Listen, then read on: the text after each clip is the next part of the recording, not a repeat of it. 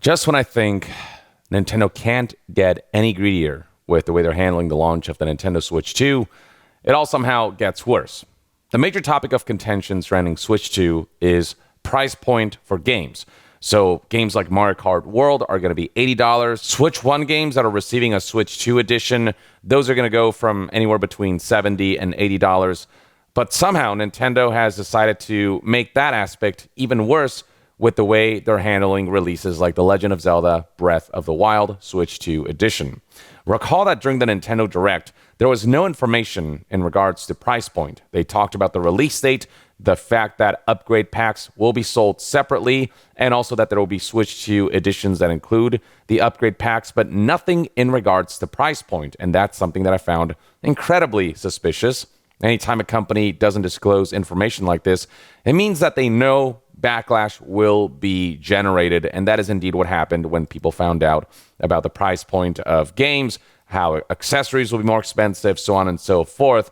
But with Zelda Breath of the Wild, it gets that much worse. This is an 8-year-old game. It came out all the way back in 2017, and the general consensus is, as the game gets older and older, there should be some semblance of price depreciation, or if you're going to re-release it, you should essentially, if you're going to release it at that MSRP that you'd associate with the base price of a AAA game, then you should add extra incentives to kind of breathe new life into the package.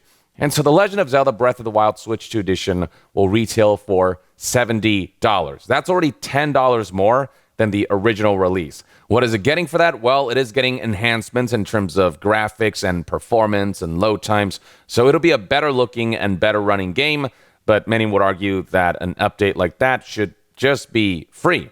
Furthermore, it's getting this Zelda Notes app feature that essentially serves as a note-taking / GPS app for Breath of the Wild. That's kind of neat, but does it justify a full $10 increase from the base MSRP of $60? Hell no, many would argue. But then something else that people didn't initially consider and then later went, wait a minute, what about this?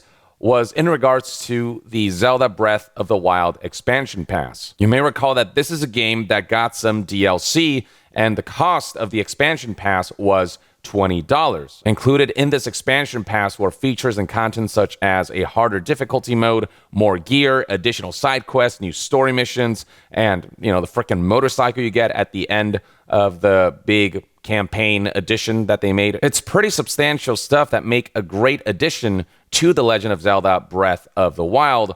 And the general expectation, the general consensus is if you're going to re-release a game like Breath of the Wild 8 years later, then the DLC should be packaged in almost like, an ultimate edition of a game. And you'd hope that Nintendo, at the very least, if they're going to upcharge for an 8-year-old game, they would at least do that. But News Salad IGN recently reported that this will not be the case.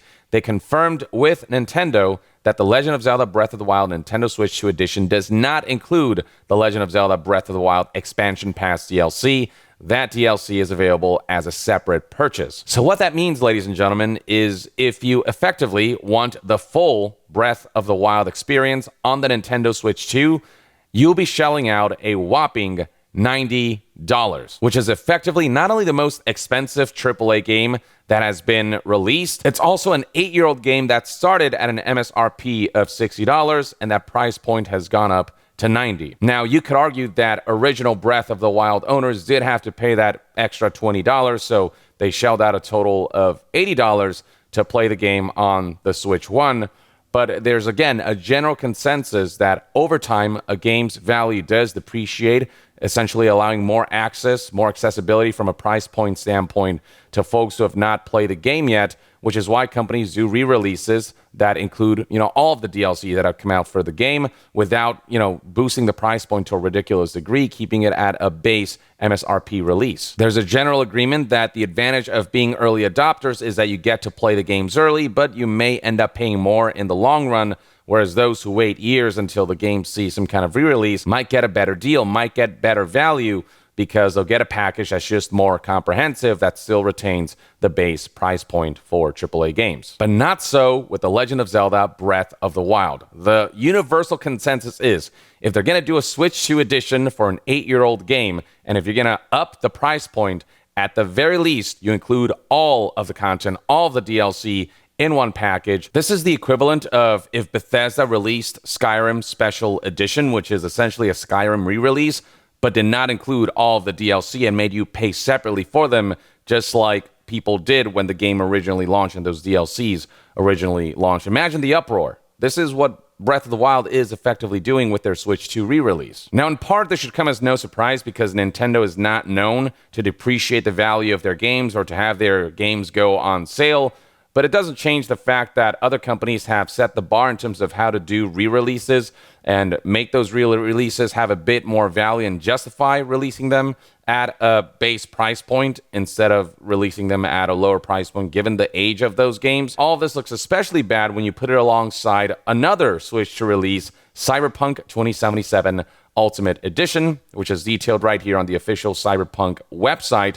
And right here you can see that this is a package that includes both the base game and its spy thriller expansion, Phantom Liberty, available together in one ultimate package. CD Projekt confirmed to news outlets and reporters like Jason Schreier that the Switch 2 version of Cyberpunk 2077 will be $70, which is the base price point of that game.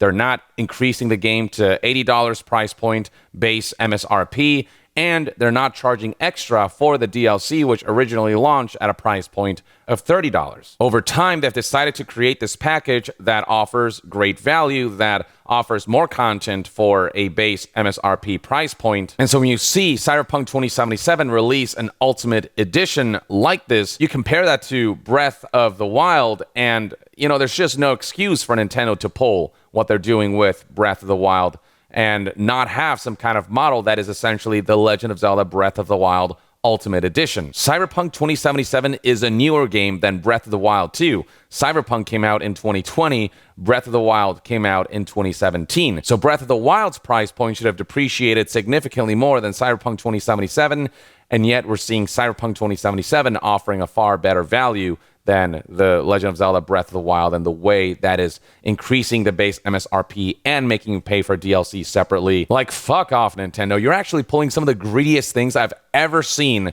any game publisher pull. And that's saying a lot because there are a lot of really greedy game publishers out there pulling some insane business moves and schemes. But this right here, it's some of the worst stuff I've ever seen. And it's not just the fact that Nintendo is doing it that makes this such an uneasy situation. It's the possibility of this stuff making game companies realize just what they can get away with when an industry leader like Nintendo is kind of pursuing business tactics like this. It's going to inspire others to potentially do the same. We might see the disappearance of, Ultimate Editions if Nintendo sets this trend and normalizes this trend of not doing stuff like that anymore and continuously selling DLC separately with feature releases of a game.